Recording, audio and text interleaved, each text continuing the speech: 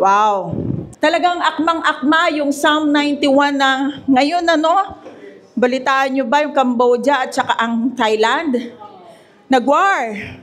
Diba, yung pag-uusap natin noong nakaraan, sabi ko, diba, meron na tayo, kumbaga sa buntis, nagle-labor na. Malapit na talagang dumating ang Panginoon. So, hindi ito kinakatakutan. Actually, dapat masaya tayo dahil makikita na natin ang mukha ng ating Panginoon. Amen? Amen. So, ipagdasal natin na wag naman masyadong dumami pa yung mamatay na civilian sa Cambodia at saka sa Thailand. Sama niyo po sa panalangin kasi kagabi, nung nabasa ko, 32 na yata yung namamatay na civilians. So, nawawag na pong dumami pa. Pero, yan na po. Nakikita natin, hindi lang po sa Pilipinas ang baha. Maging sa ibang bansa, grabe ang flooding. Sobrang baha sa Europe, sa USA, sobrang baha. Kung hindi naman po baha, extreme yung weather doon. Sobrang init. Ang mga bulkan nagpuputukan. Ilan ang active na bulkan sa atin ngayon? Canlaon at saka sa Tagaytay, Taal. Sa Indonesia, pumuputok. Well, info lang po ito sa inyo kung hindi po kayo nagbabasa ng world news. Ang akin lang, kaya ako aware sa world news kasi kinakasabikan ko yung pagbabalik ng Panginoon. Kasi ito yung mga signs Signs. Pero hindi pa siya babalik immediately. Kasi minihintay pa niya yung bilang ng mga Gentiles. Romans 11:25, di ba? Sabi, hanggang ma-fulfill yung bilang ng hentil at saka babalik ang Panginoon. Kaya ano ang dapat natin gawin bilang Kristiyano? Mag-share. Baka mamaya yung share nyo, siya na lang pala yung huling hentil. Diba? Amen ba? Amen. So last week, pinag-aralan natin yung Psalms 91 verse 4. Pero balikan muna natin yung mga naunang Psalms. Sabayan nyo po ako. Psalms 91 verse 1 to 4. He who dwells in the secret place of the Most High shall abide under the shadow of the Almighty. I will say of the Lord, He is my refuge and my fortress. My God, in Him I will trust. Surely He shall deliver you from the snare of the fowler and from the perilous pestilence. He shall cover you with His feathers, and under His wings you shall take refuge. His truth shall be your shield and buckler. Nakabisado niyo na? Sino? Kahit one lang muna. Kahit may 20%, okay lang yon. Basta dahan-dahan kung hindi nyo kaya ng biglaan. Amen? At saka alam nyo, kaya natin pinag-aaralan, para pag nakabisado nyo, hindi parang ritual nyo de-declare. Yung bang parang pag sinabi diyaang, He shall cover you with His feather, ano yung nasa isip nyo? Ibon. Naalala nyo yung pinakita kong video? Yung ibon, yung inakay niya, tinago niya sa kanyang mga pakpak, at siya yung nahayaang nag-snow. So yun, pagka dinadasal mo yun, isipin mo lang yun. So parang si God, pinoprotektahan ka. So hindi parang nagiging ritual yung declaration mo. Kaya natin to pinag-aaralan. Dito naman, His truth shall be your shield and buckler. Ano yung nasa isip nyo? Di ba may pinakita rin akong video? Nag-shield yung Koreano. Koreano yun Di ko alam pangalan nag-shield na ganun. So Word of God, isi-shield tayo ng Lord. Yun yung ating pang-battle, pang-sangga sa mga deception ng evil. Last week, pinag-aralan nga natin yung 4. Pinag-aralan natin is about Ruth. Kasi si Ruth, nagmi-mirror yan sa Psalm 91 verse 4. Ruth ran to God's wing. Diba? Quick review lang po ito. Si Ruth isang Moabita o taga Moab. Sumama siya sa kanyang biyanan na si Naomi. Pareho na silang balo, pareho na silang byuda. Sinosoli na ni Naomi yung, doon ka na. No, wala ni anak ko. Pumunta ka na doon sa mga magulang mo. Umuwi ka na. Ano sabi ni ni Ruth, ayoko po, sasama ako sa inyo. Ang bayan nyo, magiging bayan ko. Ang tao nyo, magiging tao ko. Ang Diyos nyo, magiging Diyos ko. No? Though Gentile, Ruth were graciously included in the lineage of Jesus Christ. Alam nyo, yung Greek word na tupos, sabihin nyo nga tupos, ibig sabihin yan types, typology. Sabihin, parang ano bang type yan? Ano bang sinisignify niyan? Kagaya po natin si Ruth na hindi naman tayo Israelita, di ba? Hindi tayo Israelita. Tayo ay Hentil. Pero pinili nating manampalataya kay Jesus. Nung nanampalataya na tayo kay Jesus, naging anak tayo ng Diyos, naging kalinya na natin tayo sa pamilya ng Diyos. So, inakap tayo ng Panginoon, kinuha tayo ng Panginoon, kahit hindi tayo mga Israelita. Nakuha niyo yung tupos? Nakuha niyo yung typology? So yun si Ruth. At pinag-usapan din natin yung shield and buckler. Ano ba yung shield and buckler? Yung shield, panangga. Tapos may maliit pang panangga, ang tawag doon ay buckler. Nag-speak yan sa word of God. Sa anumang kasinungalingan ng dyablo sa atin, sa isip nyo, no? Ang magiging panangga natin ay ang salita ng Diyos, ang word of God. Tatandaan ninyo, the battle is the Lord. Kaya kung ano man ang pagdadaanan nyo, sabi nga sa kanta, panalo na tayo. Amen? Dahil yan ay sa salita ng Diyos, yung promises niya sa salita ng Diyos, yes and amen in Christ. Sabi nga, di ba, kung hindi ka na dapat matakot sa mga nangyayari. Bakit? Kasi ang Diyos ay panig sa atin. Greater is He that is in you, that He is in the world. Mas makapangyarihan yung Holy Spirit na nasa loob mo kesa yung spiritong naglilinger dyan. Kesa yung mga taong ginagamit ng dyablo para ikaw ay sirain, mas makapangyarihan yung nasa iyo. Kaya huwag kang matakot. Sinisiraan ka man ng iba, pero pinagtanggol ka na ng Diyos. Tapos na ang laban. Tapos na ang boxing. Amen? At sabi nga, di ba, nasa loob na natin ng born again spirit natin, ang Holy Spirit na siyang nagpabangon sa Panginoong Jesus. Gaano makapangyarihan yun? Sobrang makapangyarihan. Kaya ano pa ikatatakot natin? Amen? Wala na. Walang ano ba yung kay Pacquiao?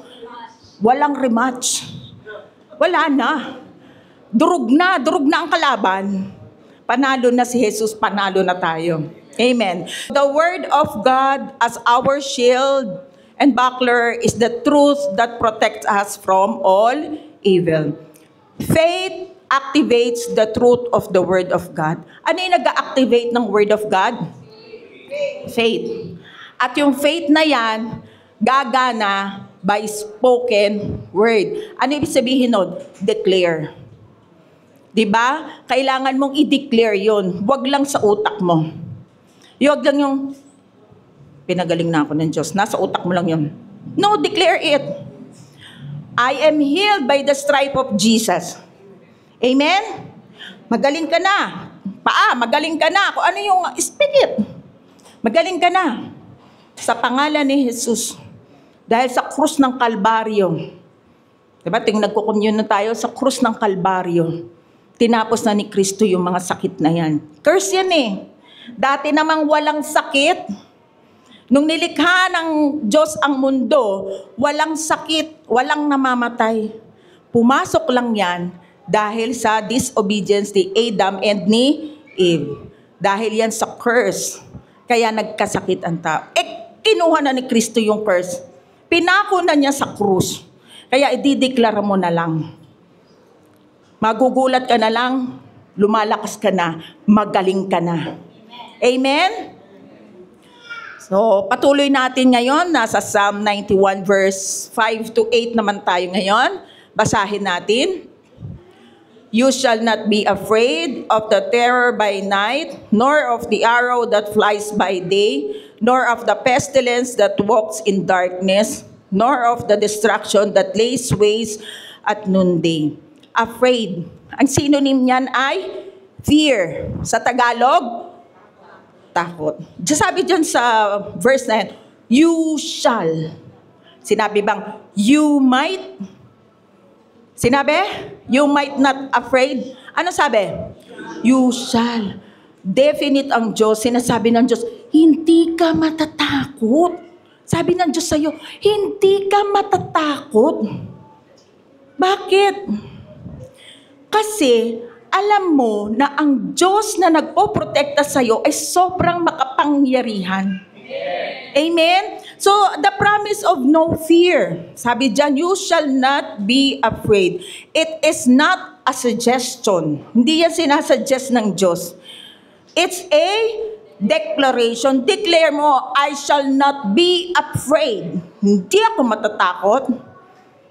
No? Hindi yan emotional lang. It's spiritual warfare. Nakaraan kasing message natin, di ba? Nasa Psalm 91 verse 1 and 2 ang foundation niyan. Ano yung in-establish natin doon? Gaano makapangyarihan ang Diyos na nagpoprotekta sa'yo. Kapag kilala mo ang Diyos na nagpoprotekta sa'yo, kapag alam mo ang Diyos na nagmamahal sa'yo, hindi ka na matatakot. Amen? Hindi na dapat pumasok sa atin ang takot. Kahit ang kamatayan, wala namang Kristiyanong namamatay eh. Natutulog lang. Nag-change location lang. Amen? Tandaan nyo, hindi tayo mamamatay. Si Sleeping Beauty, hindi namatay. Tama? Kinis siya ng ano. Ha? Tayo, pagdating ng Panginoon, datnan man tayo na natutulog, bubuhayin tayo uli. Papalitan ng katawan natin. At kung buhay tayong bumalik ang Panginoon, praise God, papalitan pa rin ang katawan at mapapasa langit na tayong lahat. Amen ba? Dapat kayong masabik sa rapture. Alam niyo po ba may story sa Bible? Alam ko yung iba alam na to eh. Pero mainam naman na ikwento ko uli. May story sa Bible sa Matthew chapter 14 verse 22 to 33. Kukwento ko muna. Naalala niyo yung kwento na si Jesus lumakad sa tubig. One time, matapos na nagpapagaling si Jesus at saka nagpakain siya ng maraming tao, maghapon yon. Nung magdadapit hapon na, pinauwi na niya yung mga tao. Pagkatapos sabi niya sa mga disipulo niya, oo, mauna na kayo sa kabilang ibayo. Sabi niya, sumakay na kayo sa bangka, mauna na kayo at aakyat ako ng bundok at mananalangin. So gumabi na. Tapos, nakita niya yung bangka ng mga disipulo, sinasalpok ng hangin. Kasi pasalungat yung bangka nila eh. Ngayon, habang nasa bangka sila, nakita nila mayroong naglalakad. Sabi ng mga disipulo, multo, multo! Noon pa pala, may multo na. No, akala ko ngayon lang. So, multo, multo, akala nila. Sabi ganyan. Ang sabi naman ni Jesus, huwag kayong matakot, ako to. Sabi nga, gulat sila. No? Tandaan nyo, huwag kayong matatakot kahit sa multo. Kasi mga lingering spirit yan eh. Ha? I-cast out nyo. Ha? Yung mga natatakot, may natatakot pa ba sa multo rito? Hindi na kayo dapat matatakot ang multo sa inyo kasi nagliliwanag si Kristo sa inyo. Amen? Nasasabihin nyo lang, umalis ka, masamang espiritu. Hindi ka bagay sa bahay na ito.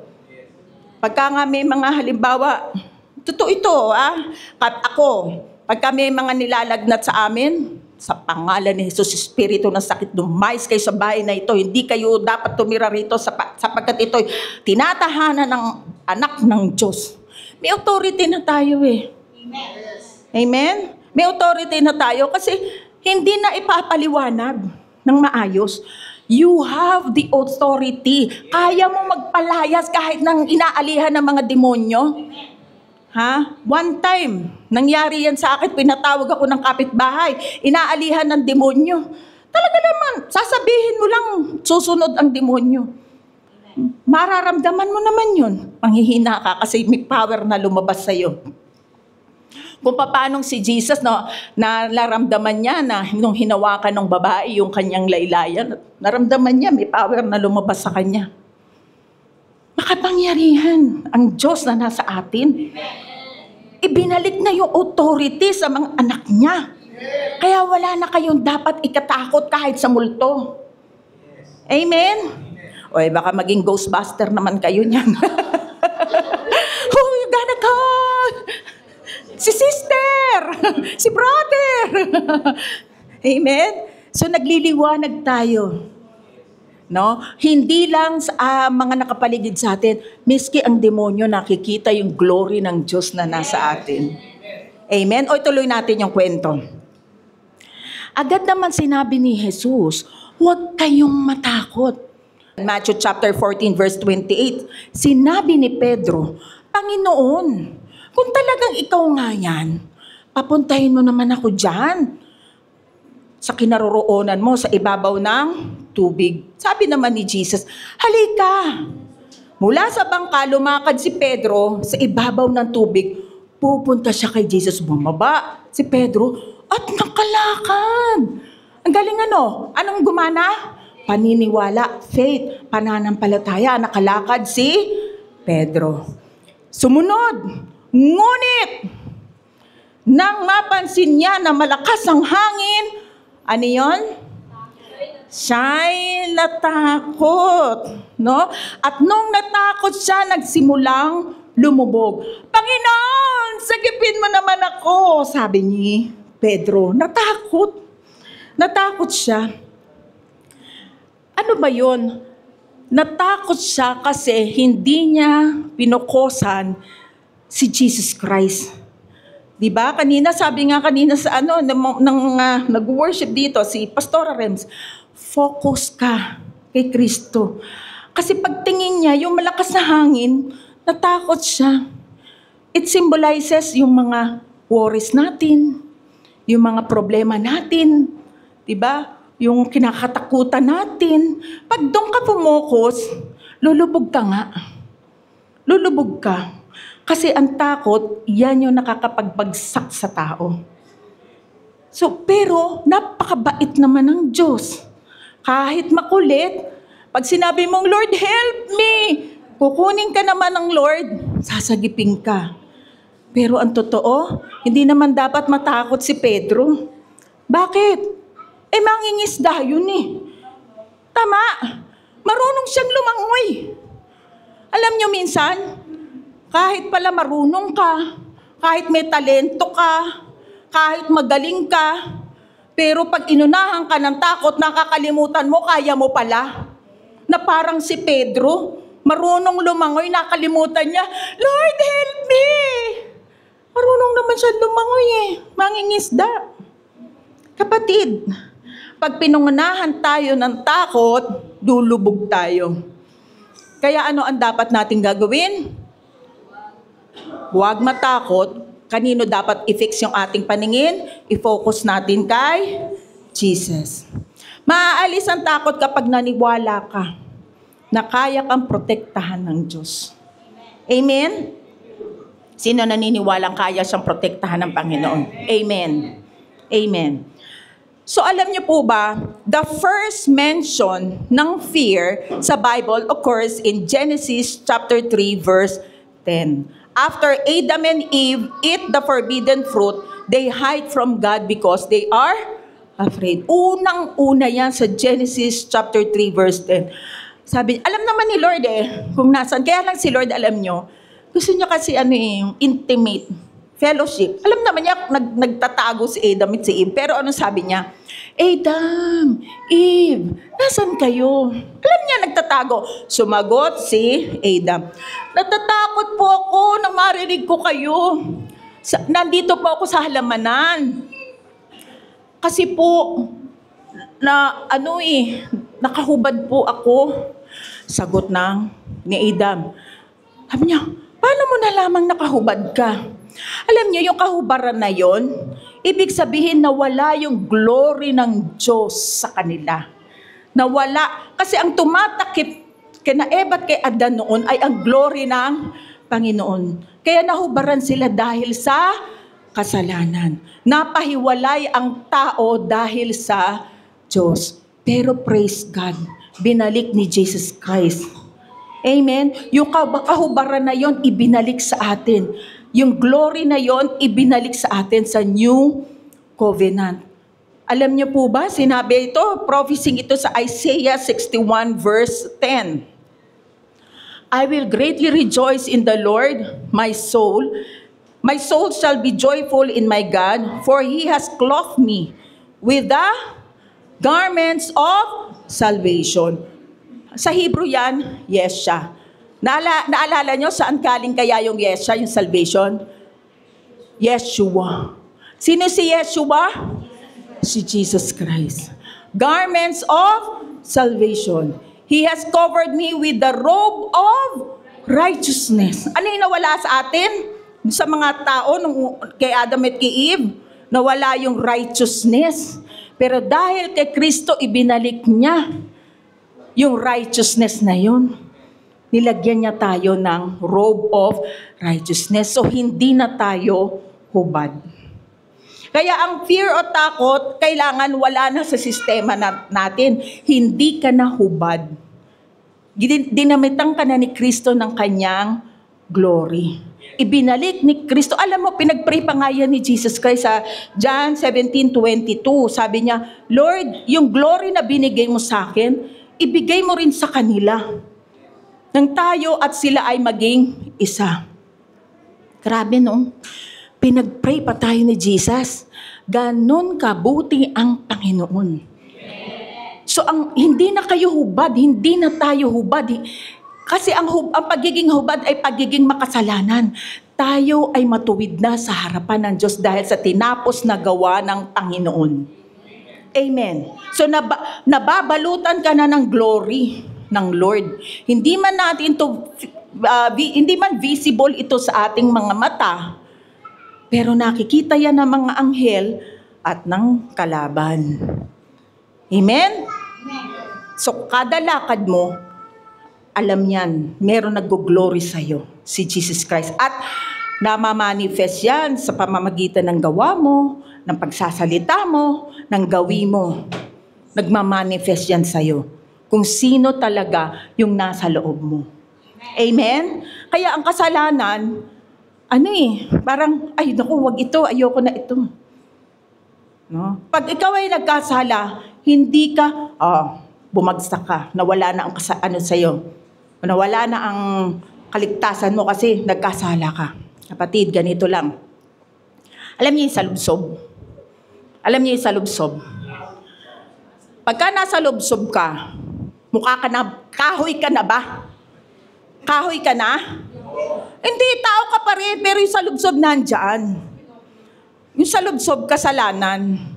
Masakit yun eh. Tama? Kaya ayaw na natin sa sistema natin yan kasi masakit. Hindi ka naman yung kahoy. Tao ka pa rin, tanggalin mo lang. Diba? So gumaling na. Tao ka pa din na anak ng Diyos. Hindi lang basta tao, taong pinanananahan ng banal na Espiritu. Amen? So hindi mawawala ang kaligtasan mo kung ikaw ay tunay na sumampalataya sa Panginoong Hesukristo. Amen? So fear is the fruit of unbelief. Believing is the key to overcoming it. Do you believe that God loves you? Amen. So we have to believe that because we are in Christ, kailangan nating maniwala. No? Kailangan nating maniwala na mahal tayo ng Diyos. Kasi kapag mahal tayo ng Diyos, alam nating poprotektahan tayo niyan. Parang mga magulang natin, di ba? Alam natin, yung mga bata, yan, wala namang alam yan, basta lang laro ng laro. Pero alam nila, love sila ng magulang nila, hindi sila pababayaan. Amen? Oh, amen. Amen. Smile, wag tayong malungkot, di ba? Kasama 'yun, yung pagiging masayahin. So next, Psalm 91 verse 6. O 5, you shall not be afraid of the terror by night. Tingnan niyo yung kulay green You shall not be afraid of the terror by night, nor the arrow that flies by day, nor of the pestilence that walks in darkness, nor of the destruction that lays waste at noonday. Ano ba yung 4 na naka-green dyan? Terror, arrow, pestilence, destruction. Let's discuss. The fourfold sphere spectrum. Ito yung threat. Terror by night, arrow that flies by day, pestilence in darkness, destruction in noonday. Ano yung symbolism niyan? Terror by night. Kailan ba yung hindi ka nakakatulog kapag may inaalala ka? Di ba pagka yung time mo na para matulog? Kasi merong mga ano rito Merong pang umaga na natutulog at merong pang gabi. Kaya hindi ko masabi sa gabi Kasi ngayon may pang umaga na. Like me, sa umaga ako nakakatulog. No? Kailan ba yung hindi ka mapagkatulog? Di ba pagka yung nag-worry ka, naku, baka ganito, baka ganyan. O kaya pag may natatakot ka, baka ganito, ganyan, ganito. Anxiety, no, spiritual dread, yung terror by night. Kasi nung araw wala namang kagaya namin na umaga natutulog. No? Kaya sa gabi, di ba nag-worry ka? Kaya terror by night, poprotektahan ka ng Panginoon sa mga bagay na yon. Kaya kapag ka naiisip sa isip mo, paano kaya bukas may kakausapin ako na kinakabahan ako? Sa mga kabataan, ako bukas may test ako. No? Sa mga may bayarin, ako bukas meron akong Judith. No, may Judith ako. Ipag-pray mo at Lord, bahala ka na. Amen. Susunod dyan, arrow that flies by day. Sudden attacks, visible dangers. Ibig sabihin, ito yung, pwede nga yan, missile Yung tinira ng Cambodia ang Thailand Diba? Kung sinuusal natin ang Psalm 91 at alam natin na pinoprotektahan tayo ng Lord, kahit anong missile yan, iingatan tayo ng Lord. Sa pananampalataya, ito kailangan mong paniwalaan. Amen? May nadidisgrasya. No, katulad ng anak ko, nadisgrasya. No, danger yun, di ba? Ilang beses gumanyan yung sasakyan niya. Magulat ka. Wala man lang malalim na sugat. Gas-gas lang, samantalang lahat yung glass nandito sa kanyang mga damit. Pestilence in darkness. Ano yung pestilence in darkness? Invisible threats, disease, confusion. Yung disease, ito yung mga, kala mo, ang healthy niya. Tapos, biglang nagpa-check up, meron na palang sakit. O minsan naman, may kakilala ako, nag-gym. No? Akala mo healthy, kumakain ng mga healthy foods. Paglabas ng gym, biglang tumuwad. Inatake.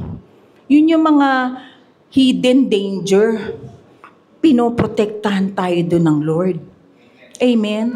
Nung nag-camp, sa sasakyan, andoon kaming mga pastor.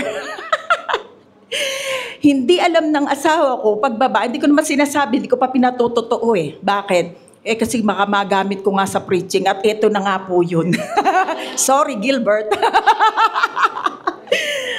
Ando si Pastor Val, kami mag-asawa, puro kami pastor sa isang Hindi alam ng asawa ko, yung gulong namin, pwede nang sumabog. Nagpunta kami sa Zambales. Pag uwi niya, Mang, yung gulong natin, buti hindi sumabog. Kung hindi, yari tayo. Ang layo pa naman ng Zambales. Oh, praise God talaga, iningatan tayo. Hidden danger yun. Yun yung pestilence in darkness. Nagtatago yung danger. Pero iniingatan tayo ng Panginoon. Amen? Hindi mo alam, meron palang naninira sa'yo. No? Hindi mo alam, meron palang binabalak ang dyablo sa'yo. Pero iningatan ka na ng Lord. Amen? Meron dyan, kapitbahay nyo, inggit na inggit pala sa'yo. Lahat na lang kinausap. Tapos biglang,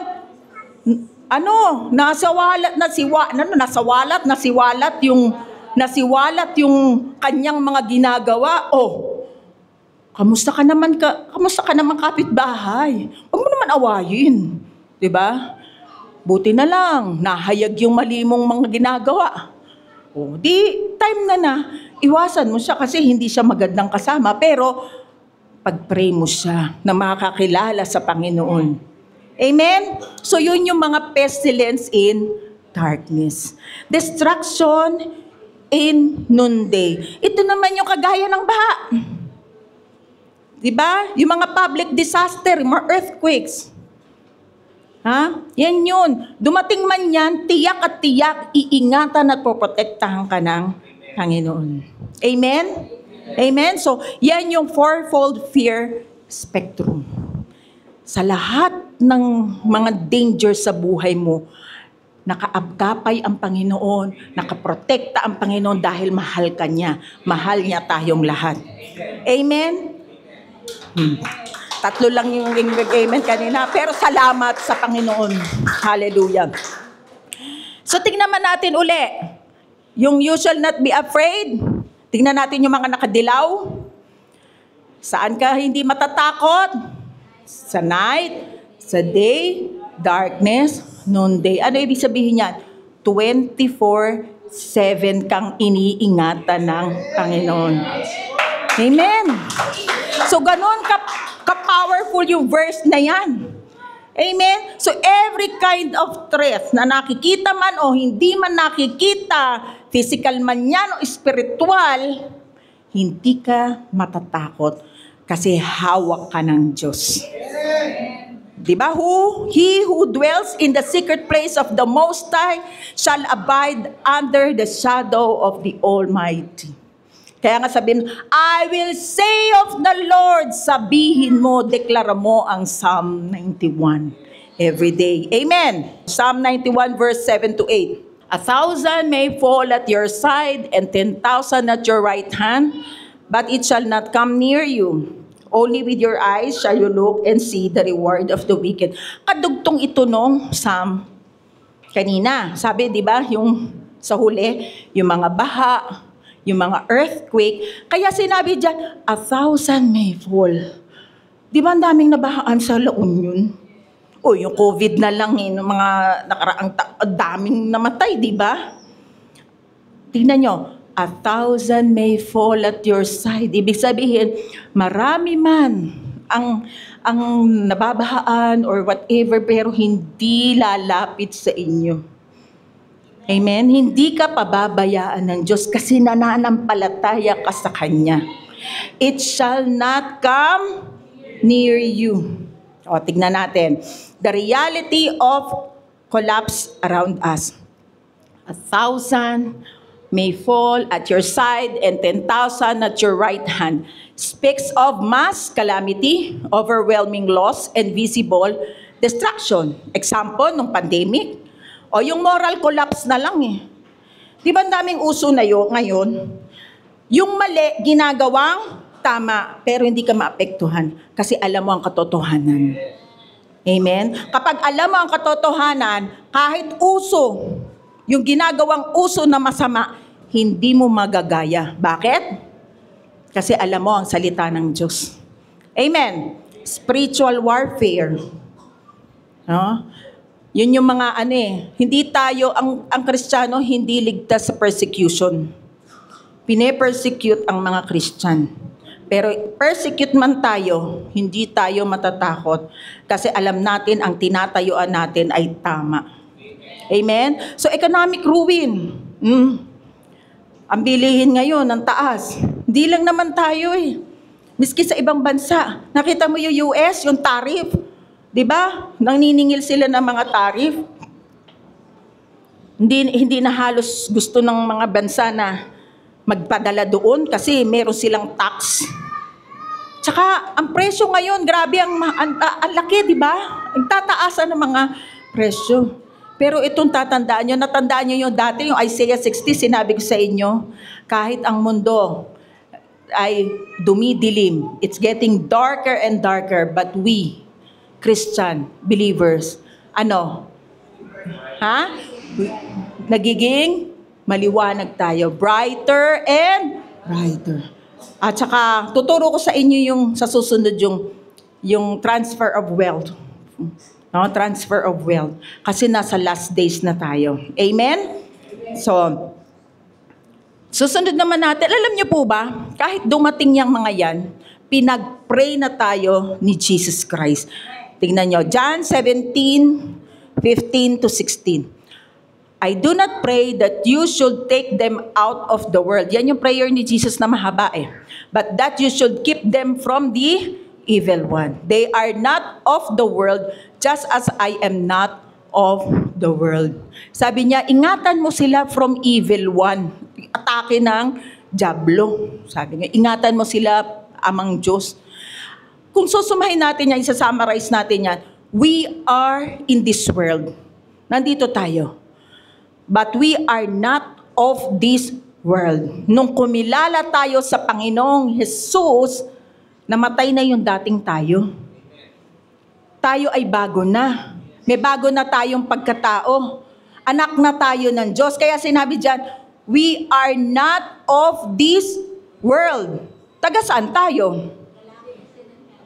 Yes, we are already a citizen of heaven. Hinihintay na lang natin si Jesus Christ.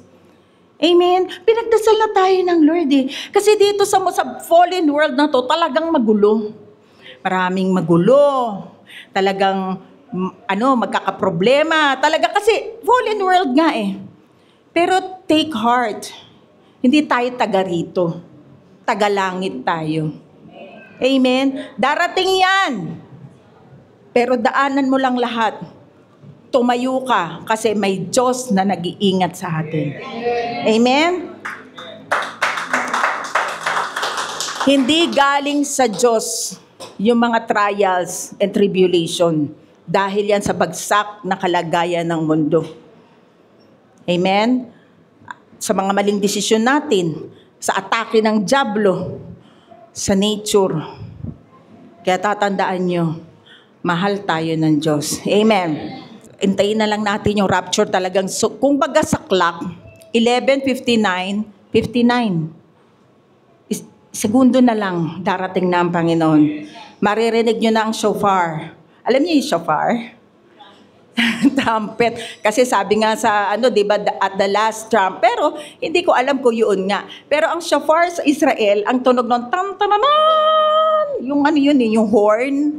Yung horn ng, tapos, i-blow nila. Ganun na yun. Pero siguro, yung trump na sinasabi ay ang tawag ng anghel na, ready na kayo! Babalik na ang Panginoon! Baka ganon. Malalaman natin pagbabalik ng Panginoon. Gusto niyo na ngayon malaman? Kung paano? Gusto mo na malaman? Huwag muna. Huwag muna. Psalm 91 verse 7 to 8. Tingnan natin dyan yung kasunod. 1,000 may fall at your side and 10,000 at your right hand, but it shall not come near you. Only with your eyes shall you look and see the reward of the wicked. Yung it shall not come near you. Number 2, mystery of divine distinction. It shall not come near you. Hindi yan lalapit sa inyo. A supernatural boundary like Goshen in Exodus. Ano yung Goshen? Lugar yan. Lugar yan sa Egypt na kung saan si Joseph, yung family niya, kasi nagkaroon ng taggutom eh. Di ba si Joseph, pinagbili ng mga kapatid niya, kaya napunta siya sa Egypt.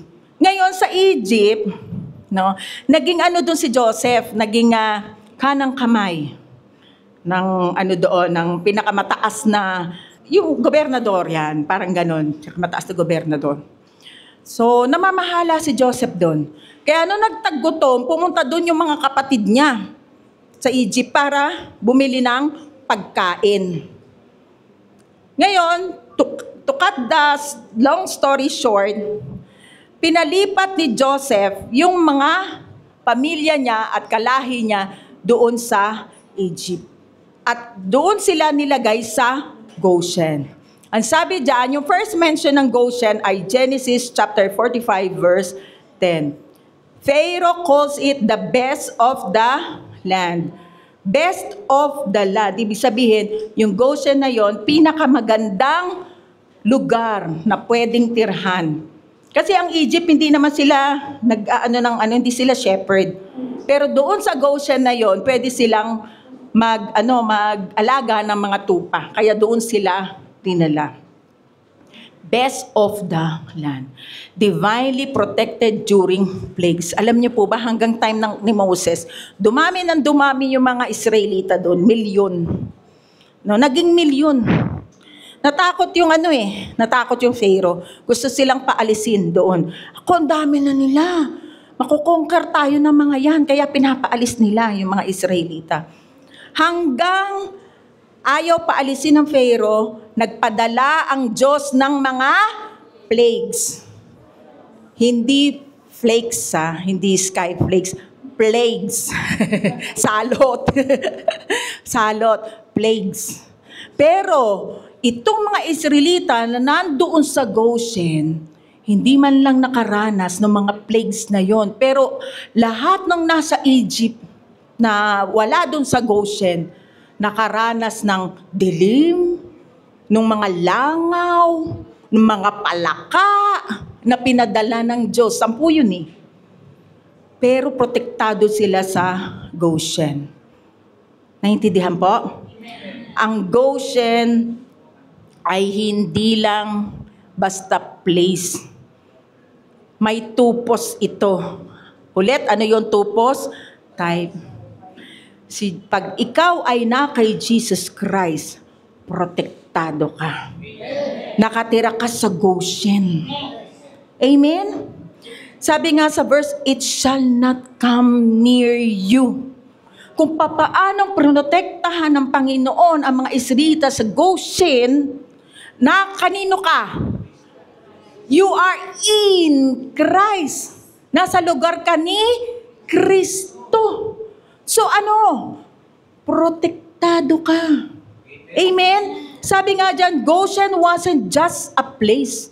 It was a tupos of Jesus Christ or typology of Jesus Christ or type of Jesus. In Christ, we dwell in a better Goshen.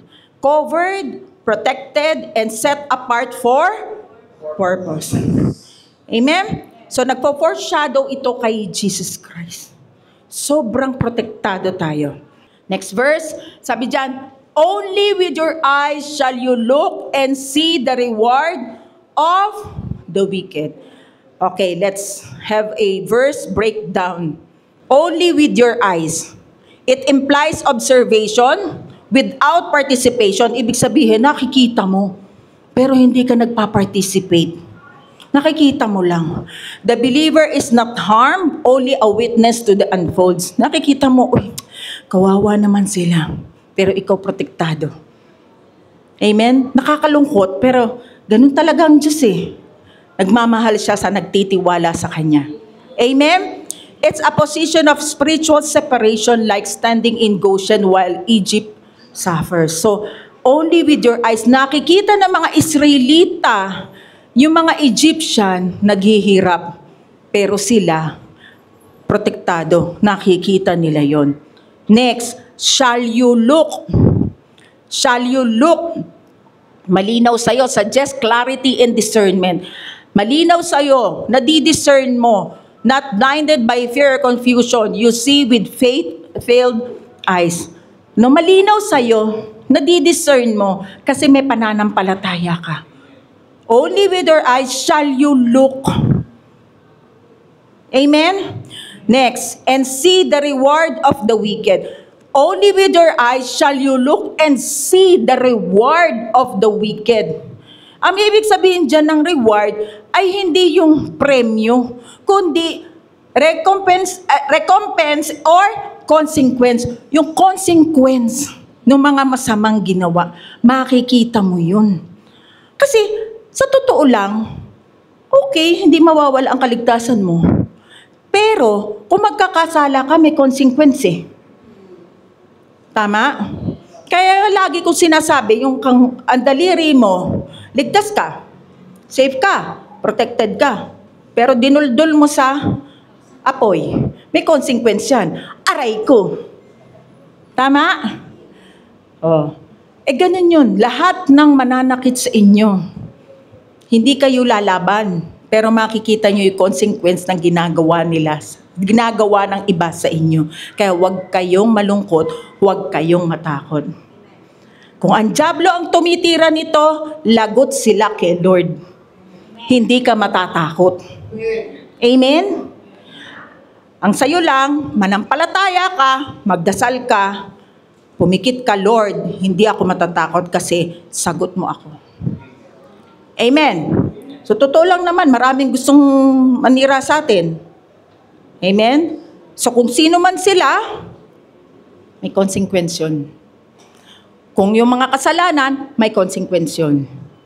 Tayong mga Kristiyano, tayong believers, protektado ng Panginoon. Amen. So, punta na tayo ngayon sa Beloved Walk. Paano natin ito i-apply sa buhay natin, yung mga natutunan natin? Number 1, don't let anxiety steal your sleep. Ano naman anxiety? Matulog ka. O, hayaan mo na yun, Lord. Bahala ka na. Matutulog na ako. Sagot mo ako eh. Tulog ka na. Nang mapahinga yung katawan mo, mapahinga isip mo. O, pagising mo, malusog ka. Amen? God watches even in the dark. Declare Psalm 91 before bed. Visualize resting under His wings. Number 2, let truth protect you from daytime battles. Respond to lies with Scripture. Yun. Kapag kami kasinungalingan, anong i-reply natin? Word of God. Amen? Kaya maganda mga bisado tayo. Kung hindi mo mga kabisado, at least alam mo yung parte na yun na meron sa Bible nito. No? Kasi minsan merong nahihirapan mga bisado, di ba? Pero at least alam mo, binasa mo yun, nasa isip mo yun. Amen? Pero mas maganda kung makakabisado kayo. Amen? Memorize. Lalo na yung mga Romans 8:1, Ephesians 6:16. Memorize tayo ng mga ano. Oh, John 3:16, baka hindi nyo pa memorize. Ha? Sino rito hindi? Wag na lang. Wag na lang. Bawal daw ano eh. Number 3, we may not see the pestilence, but we can feel God's presence. Stay spiritually alert, pray for discernment and protection daily. Hindi man natin nakikita yung mga pestilence na yan. Pero tandaan nyo, iingatan tayo ng Lord. Declare Psalm 91. Number 4, watch with wisdom, not worry. Guard your heart from bitterness or pride when others fall. Oh, baka naman kayo ikatuwa nyo yung fall ng iba. Ay, buti nga tayo. Tama mo. Buti nga. Wag. Huwag ganun. Kasi papasok yung pride sa atin eh. Yun yung i-guard natin yung puso natin. Bagkos, pag may na fall, ay nako, kawawa naman. Lord, tulungan niyo po siyang makabangon. Tulungan niyo po siya na magbago at higit po sa lahat makakilala sa inyo. Huwag niyong papasukin ng demonyo. Kasi alam niyo, foothold lang eh. Foothold lang. Kunyari, sasara yung pinto. Whoop! Pasok ako. Saan siya papasok? Sa pride mo. Kaya kung nag-aano ka, buti nga sa'yo. Ginanito mo ko. Yari ka. Ano kaya ako ng Diyos? Kaya hindi lang yun ang tatanggapin mo. Huwag ganun. Huwag ganun. Kasi ang Diyos mapagmahal. Ang Diyos mapagpatawad. Tayo rin, kasi anak niya tayo. Amen. Mana tayo sa Kanya. Mapagpatawad, mapagmahal. Amen. Now, let us read again yung mga napag-aralan natin na Psalms. 1, 2, 3, lakasan! He who dwells in the secret place of the Most High shall abide under the shadow of the Almighty. I will say of the Lord, He is my refuge and my fortress, my God, in Him I will trust. Surely He shall deliver you from the snare of the fowler and from the perilous pestilence. He shall cover you with His feathers, and under His wings you shall take refuge. His truth shall be your shield and buckler. You shall not be afraid of the terror by night, nor of the arrow that flies by day, nor of the pestilence that walks in darkness, nor of the destruction that lays waste at noondays. 1,000 may fall at your side, and 10,000 at your right hand, but it shall not come near you. Only with your eyes shall you look and see the reward of the wicked. Oh, nakakawalo na tayo, ha? Minsan nga, magpa-recite ako dito. Bibigyan ko kaya ng Mezusa. Alam niyo yon? Hindi nga, bibigyan ko ng Mezusa. Ay, naku. Nung verse 1 and 2, pinaliwanag ko yung Mezusa. Sa Hudyo, sa mga Jewish, yung mga Jewish, yung sa pinto nila, nilalagyan nila ng Psalm 91 at saka ng Deuteronomy sa may pinto nila. Oh. Hindi natin yun ginagaya as parang reminder lang na declare Psalm 91. You are protected by God. Sige nga, minsan isang buo pagkatapos natin. Gusto niya? Saya yun. Isa o dalawa, tatayo dito. Ay! Sige. Tutuloy natin to sa susunod na. Huwag kayong mawawala, ha? Papapatuloy natin ang Psalm 91. Beloved thought, sabay-sabay tayo.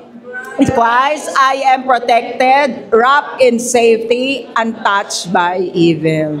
Amen? So, yumuko po muna tayo. Kung sino man sa inyo ang hindi pa tumatanggap sa Panginoon at gusto nyo na maging protektado kayo ng Lord at gusto nyo maging kabilang sa pamilya ng Diyos, sumunod kayo sa panalangin ito. Panginoon, salamat po sa pag-iingat niyo po sa amin. Patawarin niyo po ako sa lahat ng aking kasalanan. Tinatanggap po kita bilang tagapagligtas ko, Panginoong Hesus. Banal na Espiritu, maghari po kayo sa akin. Tulungan niyo po ako na maunawaan pa ang tungkol sa biyaya. Amang Diyos, kayo na po ang bahala sa akin. Salamat po. Isinulat niyo na po ang pangalan ko sa aklat ng buhay. Ako na lang po mananalangin, tumayo na po ang lahat.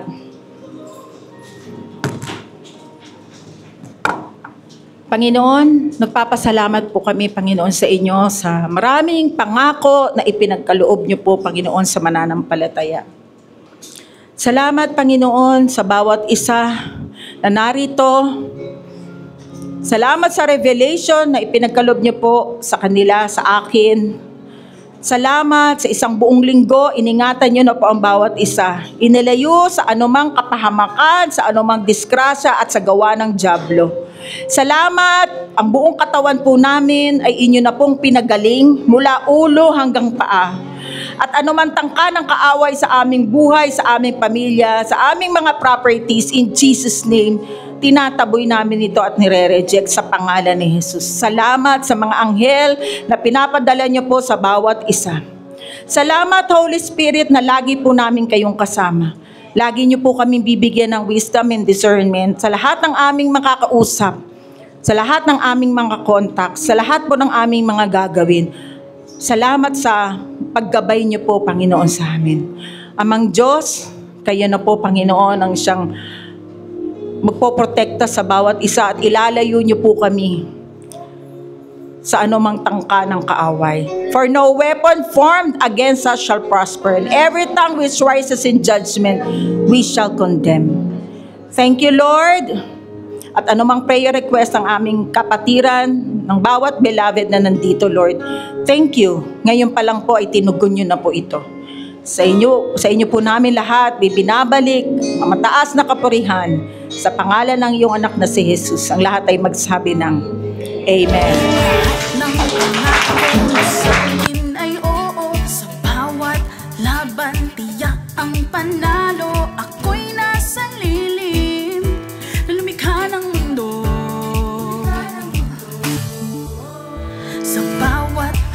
ako'y ginagabayan, saan man naroroon laging pinapaboran.